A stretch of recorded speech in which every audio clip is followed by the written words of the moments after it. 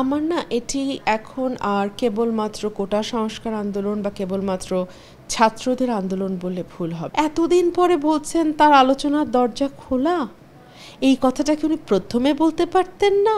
আমার না এটি এখন আর কেবলমাত্র কোটা সংস্কার আন্দোলন বা কেবলমাত্র ছাত্রদের আন্দোলন বললে ভুল হবে। এটা আসলে বাংলাদেশের 16 কোটি মানুষ নেমে গেছে। আপনি দেখেন ছাত্রদের সঙ্গে অভিভাবকরা আছেন, শিক্ষকরা আছেন, ডাক্তাররা নেমে গেছেন, আইনজীবীরা নেমে গেছেন, সাংবাদিকরা নেমে গেছেন, সকলেই নেমে গেছে। এবং আজকে আমি যে গিয়েছিলাম শহীদ মিনারে, আমি সেখানে দেখলাম শ্রেণী, পেশা, ধর্ম, বর্ণ, লিঙ্গ, জাতি মানে নির্বিশেষে এটা বাংলাদেশের সকল মানুষ নেমে গেছে।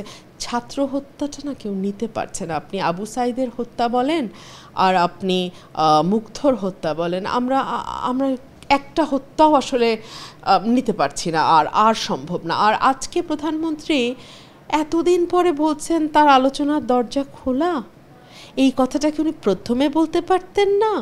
উনি এমন সব মন্ত্রীদের সামনে এগিয়ে দিলেন যারা যাতা মন্তব্য করেছে কোটা সংস্কার নিয়ে। কিছুদিন আগে আমি যমুনা টেলিভিশনে গতকালকেই তো বোধহয় পরশু আমি টকশোতে পড়ে শুনিয়েছি 15ই জুলাই কি মন্তব্য করেছে শিক্ষামন্ত্রী।